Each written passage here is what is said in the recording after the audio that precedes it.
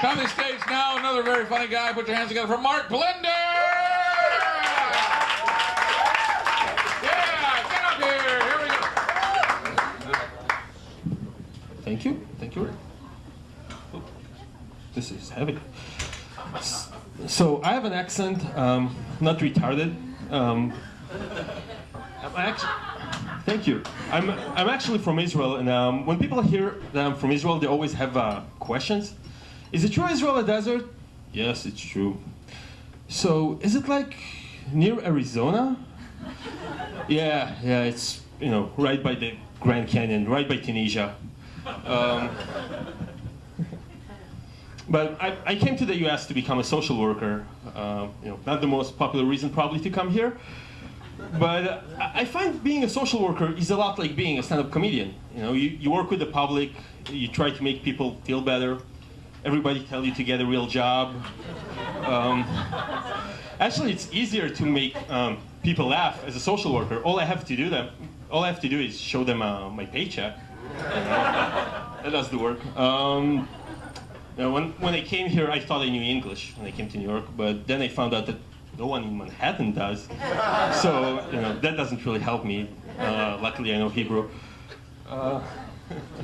But I do have a problem with English because a lot of the things you say here have double meanings, which are very confusing. Before somebody explained it to me, I was all for drug-free New Jersey. Drugs for free? Where do I sign up? No, man, they don't mean that. They mean they want to clean out the drugs. Oh, they clean the drugs for you here? I don't know, people here for some reason think all Israelis are tough. Why? We're Jews, When was the last time you saw a tough Jew, I mean, besides Jeff Goldblum. Thank you. Good luck. No, I don't think we're that tough as just Americans are so intimidated by us. I had this guy came to me say, man, you should write a joke about Israel. I said, why? Do you think Israel is funny? Is there anything funny about Israel? No, man, no. Why are you so intense? I don't know. You got some weird ass commercials here. I was watching TV the other day, 2 a.m., Men in Black. They moved to commercials. A commercial for adult catheters comes up. You know what catheters are, right? The tubes you put in your bladder to pee, I guess. But so they show this woman who's about 40. She looks at the camera and she says, "Stop reusing catheters." Okay, I will. She was very convincing.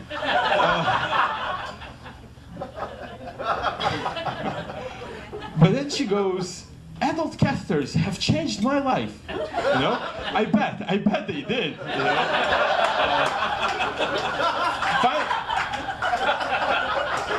Thank you. Finally, people can hug her without getting wet. But I think to myself, it's 2 a.m., it's Men in Black. Are they targeting this to stoners? Who else watches TV at that time? But it's not a bad idea, because I can totally see somebody goes, I have to go to the bathroom again. So tired of this shit. I wish I just had a tube inside my penis that I won't have to deal with this shit.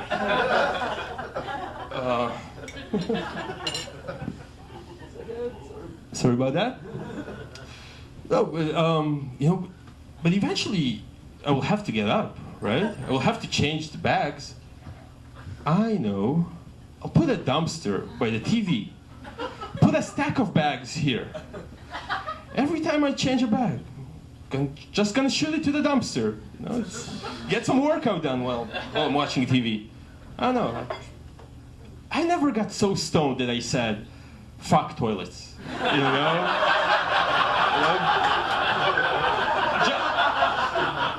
Just give me a straw and a bag, and I'll deal with it right now. I don't know, maybe I'm old-fashioned. I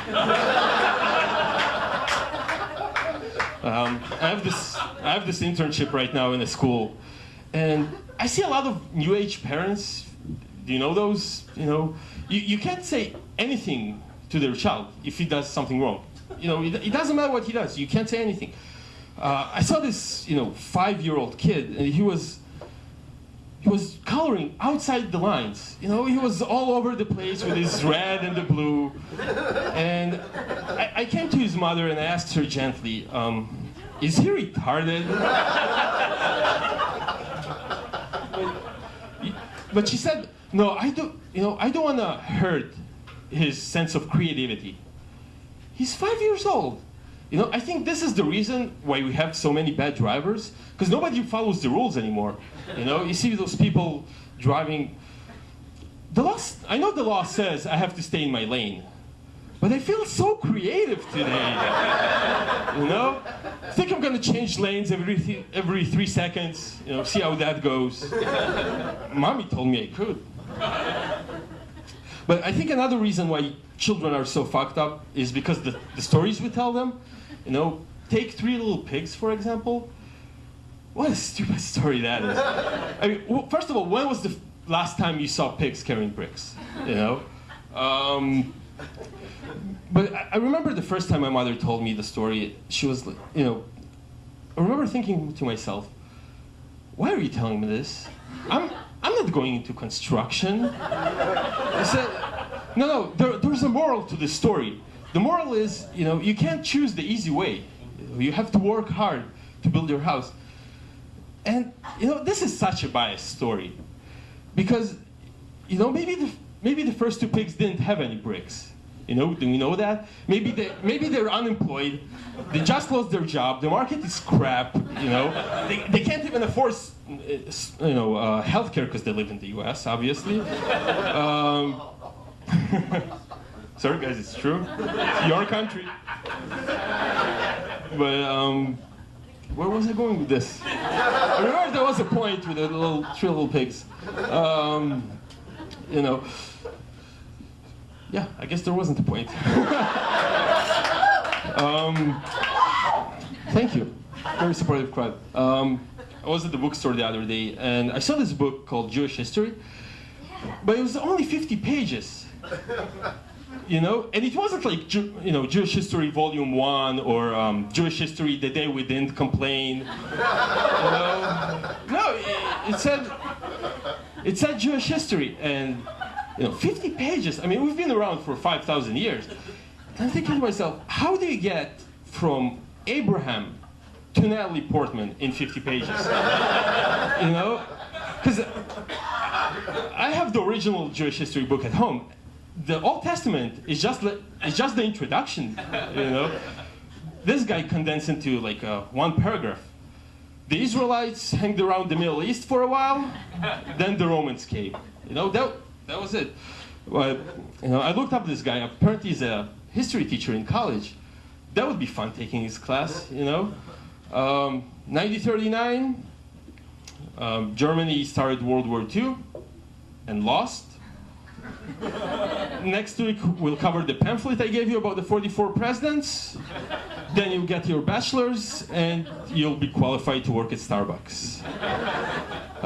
That's it for me. You've been a wonderful crowd.